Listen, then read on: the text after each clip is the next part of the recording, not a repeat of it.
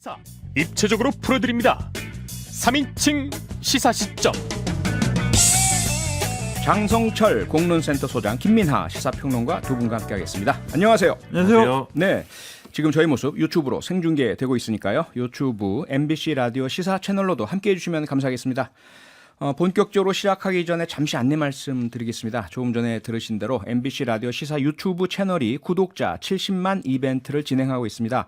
구독 인증샷을 짧은 건 50원, 긴 건 100원의 비용이 드는 샵 8001번으로 보내주시면 금요일까지 매일 20분을 뽑아서 커피 쿠폰을 드린다고 하니까요. 많은 참여 부탁드립니다.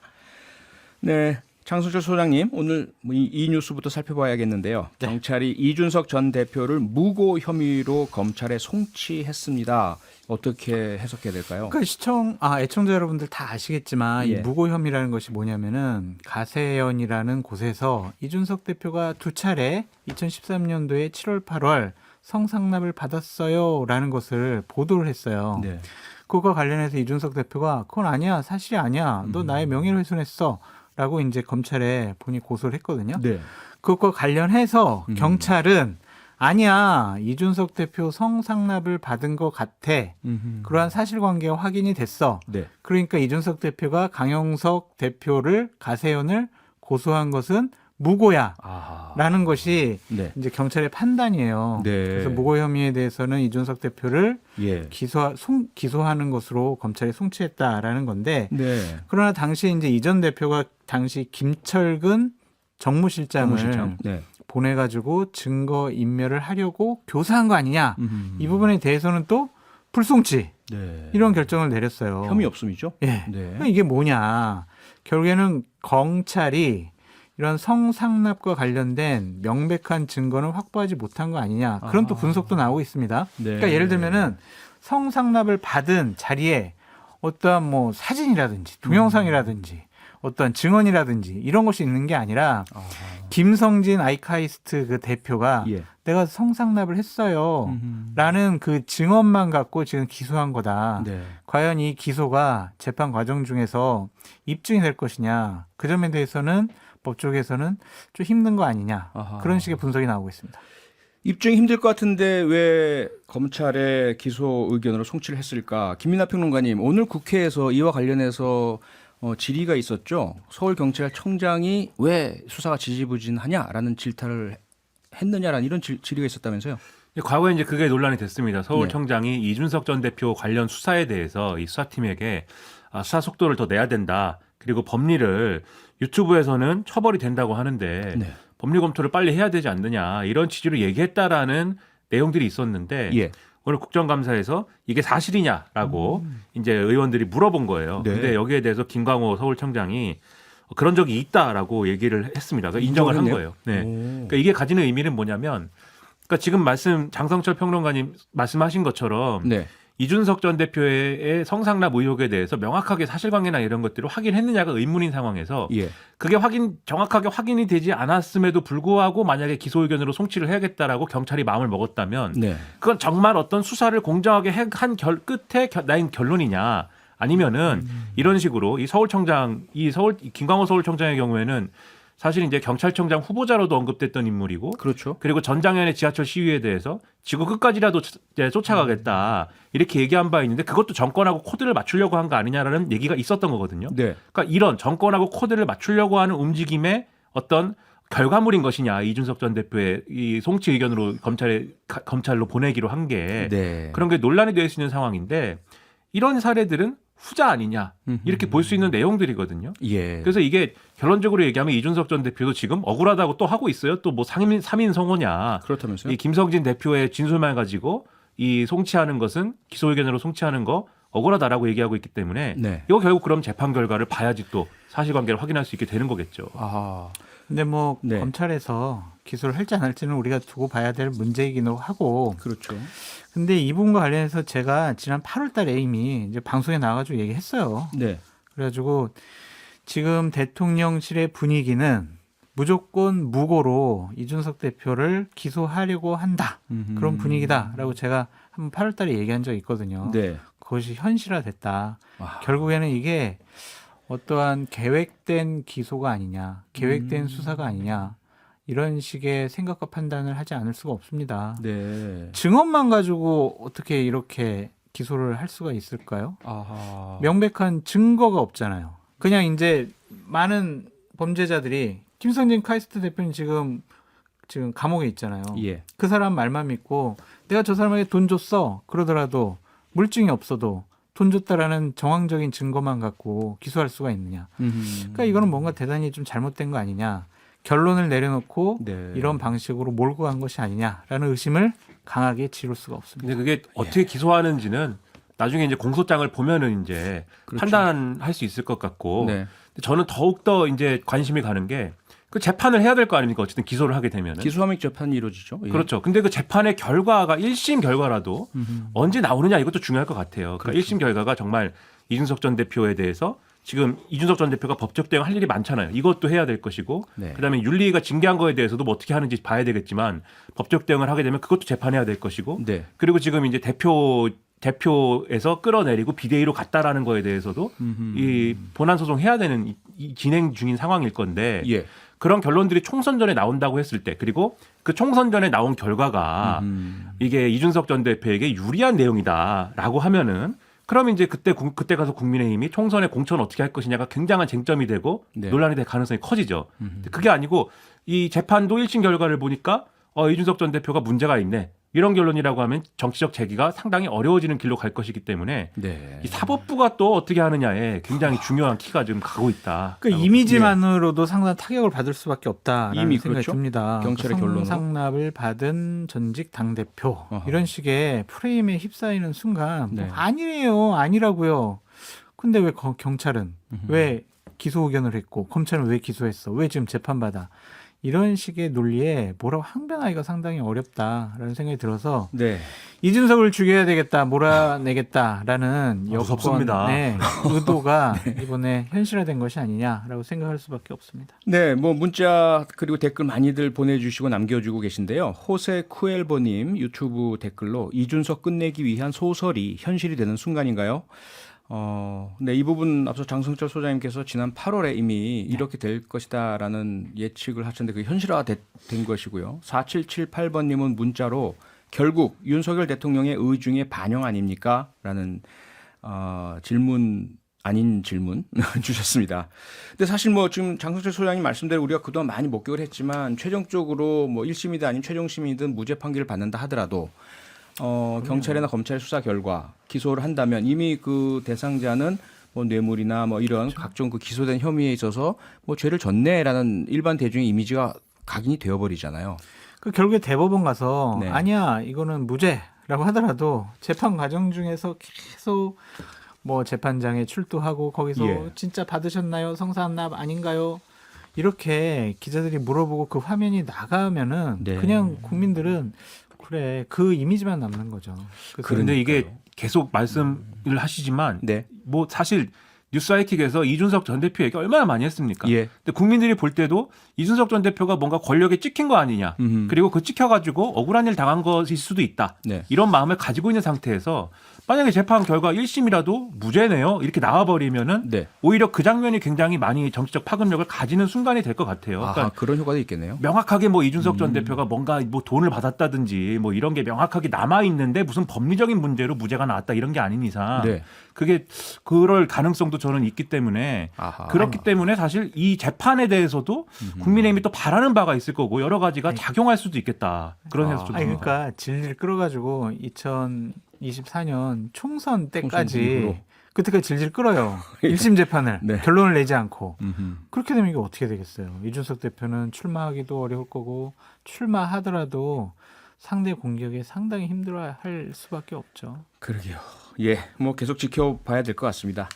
네, 이준석 대표와는 반대로 윤석열 정부에서 다시 재기한 분들 둘러싼 논란도 계속 이어지고 있습니다. 어제 윤건영 의원과 설전 벌였던 김문수 경산노위 위원장, 문재인 전 대통령이 김일성주의자라고 했다가 결국 국감장에서 퇴장당했는데요. 오늘 아침에 CBS 라디오와 인터뷰에서 더 강한 발언을 했다고 합니다. 먼저 들어보실까요? 과거 2019년에 문재인은 총살감이다 이런 발언도 하셨어요. 그거는 이제 박근혜 대통령을 22년형을 살렸지 않습니까? 이명박 대통령은 17년형. 이거는 굉장히 문제가 있다. 그래서 이건 너무 심하다. 그런 식으로 한다면 문재인 대통령은 훨씬 더 심하게 형을 받을 수밖에 없다. 저는 그런 생각을 가지고 있습니다. 지금도요? 지금도 그렇습니다. 문재인 대통령은 아마 역사의 심판을 받을 겁니다. 장 소장님 어떻게 들으셨습니까? 이게 네. 자연인 김문수 음흠. 광장에서 아니면 본인 유튜브에서 이런 발언을 하시는 것은 뭐 개인적인 생각, 표현의 자유 있기 때문에 네. 뭐 그렇게 듣고 흘리면 되는데 그렇죠. 이분이 지금 경사노위라는 국가의 중요한 위원장 자리를 맡고 계시잖아요. 예. 공인이란 말이에요. 이런 분이 이런 얘기를 계속하는 게 과연 적절한 것이냐라는 네. 생각으로부터 저는 상당히 좀 회의적이다라고 말씀을 드리는데 예. 김일성주의자다 문재인 전 대통령은 이렇게 얘기를 하시잖아요. 네. 그러면 우리 지난 5년 동안 김일성주의자를 김일성주의자 대통령으로. 치하에서 5년 동안 살았다. 네. 윤건영 전 국정상황실장은 음흠. 뭐 충성하고 열심히 그쪽을 위해서 노력하는 사람이다라고 네. 규정을 했잖아요. 그러면 대통령과 국정상황실장이 북한에 충성하는 사람들이라는 논리가 성립이 되잖아요. 하하.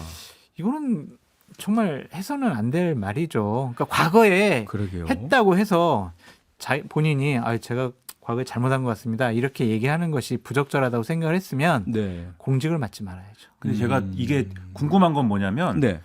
이 지금 문재인 전 대통령은 총살감이다 이렇게 얘기한 게 과거 2019년 자유한국당의 무슨 보수 통합을 위한 뭐 이런 토론회 자리에서 한 말이거든요. 네, 네. 근데 그때 보면 이제 과거에 바른정당 출신의 김무성 전 의원이라든가 권성동 의원이라든가 모여가지고 네. 보수 통합에 좋은 얘기를 듣자 이런 자리였어요. 근데 그 자리에서 김문수 위원장 지금 위원장이 아마 기대하지 않았을 텐데 저런 얘기를 막 한 거예요. 전직 대통령들이 억울하다. 얘기 하나 더 했어. 무슨 얘기냐면 네. 당시 그 모임을 주도했던 김무성 대표에게 당신은 박근혜 1000년 동안 박근혜 저주를 받을 것이다.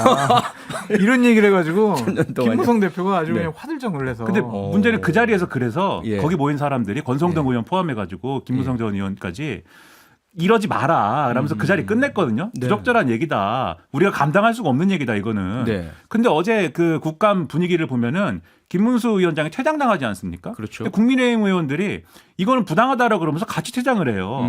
그러니까는 과거에는 어쨌든 감당 못할 얘기다라고 다 생각할 만한 얘기였지 않습니까? 이런 네, 얘기가. 네. 지금은 왜 그러는 거냐. 여기에 윤석열 대통령의 의중이 실려있는 인사기 때문에 사실 반발하지 못하는 거거든요. 이런 얘기 나와도. 네. 오늘 나경원 전 의원도 김문수 위원장이 소신을 얘기한 건데 모양은 좀 안 좋지만 소신 얘기할 수 있는 거 아니냐. 이런 태도지 않습니까? 그럼 윤석열 대통령은 왜 이런 인사를 무슨 기준으로 한 거냐. 저는 의문이 어제부터 너무 큽니다.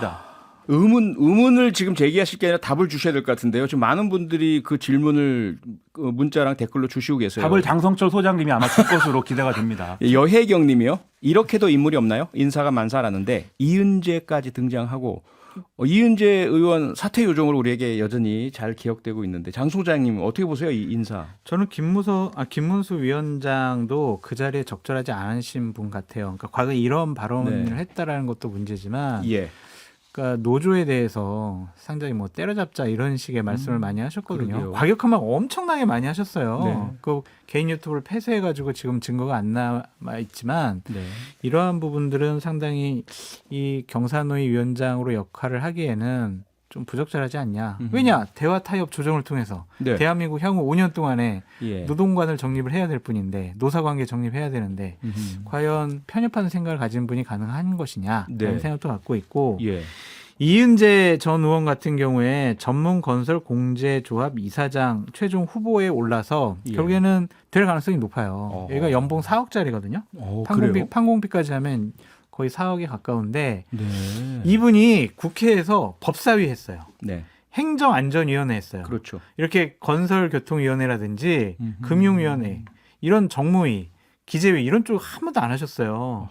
그러니까 전문건설공제조합이라는 게 뭐냐면은 네. 주택을 할 때 여신해주거나 보증을 서주거나 이러한 금융 쪽 관련된 조합이거든요. 네. 전문성이 없어요. 대통령께서 전문성 있는 사람을 보통 하시겠다라고 공언을 하셨었잖아요. 그랬죠. 근데 왜 이런 분을 했느냐? 전 상당히 좀 이해가 되질 않습니다. 그러니까 김문수 위원장도 그렇고 이은재 전 네. 의원도 그렇고 보수 중에서 소수파거든요. 네. 그리고 극단에 있는 소수파거든요. 스펙트럼상 예. 오른쪽에 치우쳐져 있는. 근데 이분들뿐만이 아니고 그거 유튜브를 운영하는 사람들이 막 취임식에도 초청이 되고 대통령실에도 일부 가 있고 뭐 이러지 않습니까? 예. 대통령의 기준은 뭘까? 인사 기준은 그것은 정말 극우적인 마인드를 가진 정말 어떤 극우적인 강경 발언들을 하는 사람들을 너무 좋아하고 믿어서 이제 이렇게 하는 것이냐 아니면 누군가가 대통령의 귀를 잘못 잡고 있어서 인사 추천을 잘못하고 있는 것이냐 아니면 누군가 인사 추천을 한 게 마음에 안 들어가지고 대통령이 다른 대안을 찾다 보니까 이렇게 된 거냐. 네. 이것을 속 시원히 누군가 설명해 줬으면 좋겠습니다. 네. 그 자꾸 유튜브 댓글에 장성철 너는 맨날 비판하냐. 너도 한 자리 얻어 가려고 그러는 거 아니냐. 너 대통령실 가면 너 똑같아진다. 막 그런 얘기가 많이 있는데요. 그래요? 저는 절대로 정치하고 싶은 생각도 없고 네. 뭐 하라고 그래도 안 합니다. 네. 알겠습니다. 예, 사실 저는 개인적으로 윤석열 대통령과 윤석열 검찰총장, 윤석열 서울중앙지검장, 윤석열 특검 검사 전혀 다른 인물들 같아요. 어떻게 이렇게 사람이 바뀔 수 있지? 상당한 의문을 남기면서 네. 예능 표창원하고 시사 표창원 좀 다른 것 같습니다. 아, 그런가요? 네. 예, 한 방 먹었네요. 알겠습니다. 그럼 김민하 평론가가 가져오신 뉴스로 넘어가죠. 어떤 뉴스 가져오셨습니까? 네, 전술핵 백가쟁명이 시작됐다입니다. 전술핵 백가전맹이요. 백가쟁명이요. 어떻게 지금 이야기가 전개되고 있습니까, 지금? 일단 오늘 윤석열 대통령의 출근길에 똑같은 답변 또 했습니다. 질문하니까 예. 국내와 미국 조야의 확장 억제와 관련된 다양한 의견들이 나오기 때문에 잘 경청하고 다양한 가능성에 대해 꼼꼼히 따져보겠다라고 했는데 네. 이게 이 전날 발언하고는 뉘앙스가 달라 보이는 게 뭐냐면은 추가적으로 나온 보도들이 있어서 좀 예. 의미가 다르게 느껴져요. 뭐냐면 네. 중앙일보의 경우에는 이제 그러면은 전술핵 재배치를 포함해서 핵 역량 극대화 방안을 놓고 미국하고 본격적인 논의를 이제 시작한다.